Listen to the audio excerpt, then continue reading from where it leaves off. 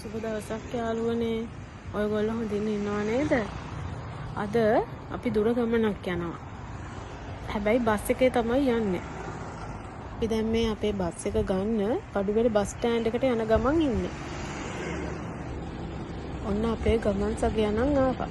අපි තමයි පොලිමේ ඉස්සරහින්ම ඉන්නේ. බස් එකට නැගලාම කතා කරමුකෝ. ඔන්න අපි දැන් කොතලාවල එන්ට්‍රන්ස් එකෙන් ඇතුල් වෙන්නයි හදන්නේ.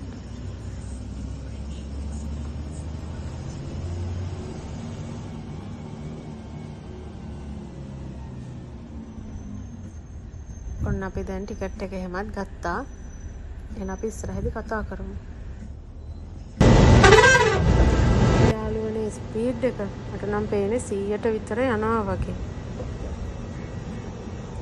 අපි ඉතින් වටපිට සුන්දරත්වය නරඹන්න ඉස්සරහම සීට් එකේ තමයි වාඩි වුනේ. බලන්නකෝ වටපිට සුන්දරත්වය, කස්කොලන් යන ගොඩාක් තියෙනවා.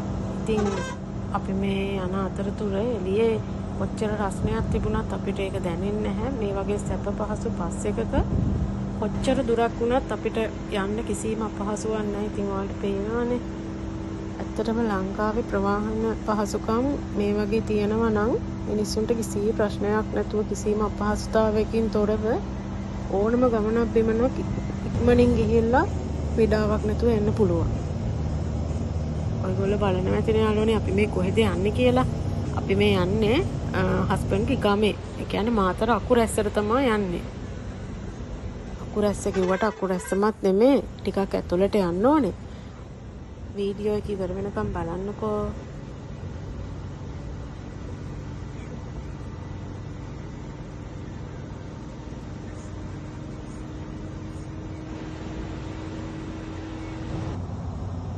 අපි දැන් මේ පහු කරන්නේ සේවා ප්‍රදේශය. හයිවේ එකේ යනකොට අපිට මහන්සියක් දැනුනොත් අපි මෙතන වාහනේ නවත්තලා තේ බීලා එහෙම මහන්සිය නිවාගෙන ඕනේ නම් තෙල් ගහගෙන ඒ වගේ දේවල් කරගෙන යන්න පුළුවන්. ඉතින් අපි නම් නැවැත්තුවේ නැහැ. අපේ බස් එක දැන් දිගටම මේ මාතරට යන ගමන් තමයි ඉන්නේ.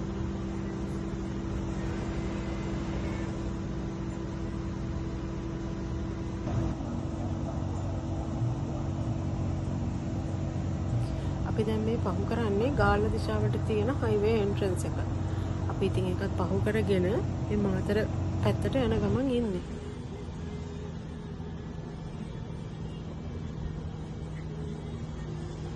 අපි දැන් ගමනේ අවසානයේටම ළඟා වෙලා ඉන්නේ.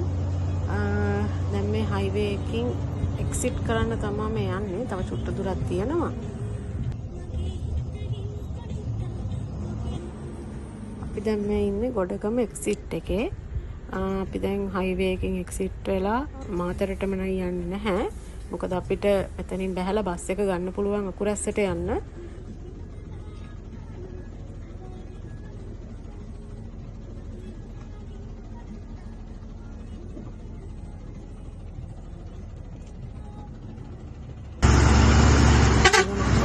පරිස්සමට එක්කගෙන ආපු එයා මෙන්න මේ විදිහට තමයි දැන් යන්නේ. අපි ඉතින් එයාට සමු දීලා අපේ ඊළඟ බස් එක එනකන් හිටියා. ඔන්න අපේ බස් එක ආවා. මේ අකුරැස්සට යන බස් එක. ඉතින් අපි දැන් එකට ගොඩ වෙලා අපේ ගමනේ ඉතුරු ටික මේ බස් එකේ තමයි අපි යන්නේ. ඉතින් අපි බස් එකෙත් පරිසරයේ සුන්දරත්වය විඳගෙන අපි යනවා. හැබැයි ටිකක් රස්නේ නම් වැඩි දැන්.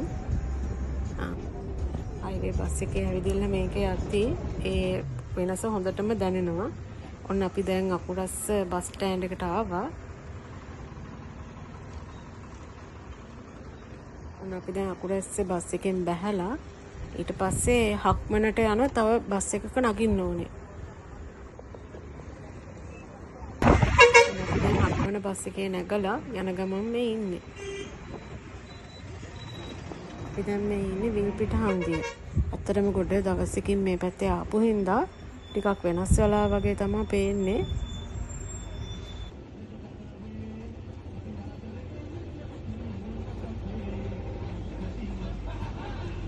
අපි දැන් ගෙවල් ළඟටම වගේ ඇවිදලා ඉන්නේ යාළුවනේ. ඉතින් ඉස්සරහින් අපි දැන් බහින්න තමයි හදන්නේ. ඔන්න අපේ ගමන් සගයටත් අපි සමු දුන්නා. වතුර හරියනම් පහින් තමයි යාළුවනේ යන්න තියෙන්නේ. ඉතින් ඔන්න දැන් අපි ආච්චිලාගේ ගෙවල් ගාවට මැවිදිලා ඉන්නේ. මේ දැන් අපි යන්නේ එල්ලෙන පාලමේ. පාලම නම් දැන් ටිකක් අබලන් තත්ත්වයේ තියෙන්නේ. ඇත්තටම යන්නත් බයයි. ඔය පේන වලට ආච්චිලාගේ ගෙදර.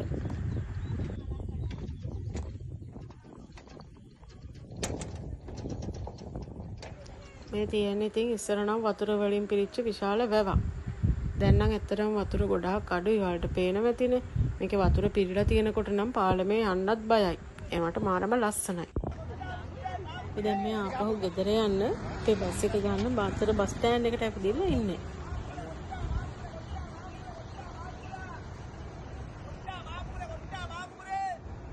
අපි දැන් හයිවේ බස් එක යනකන් ටිකක් වෙලා ඉන්න ඕනේ.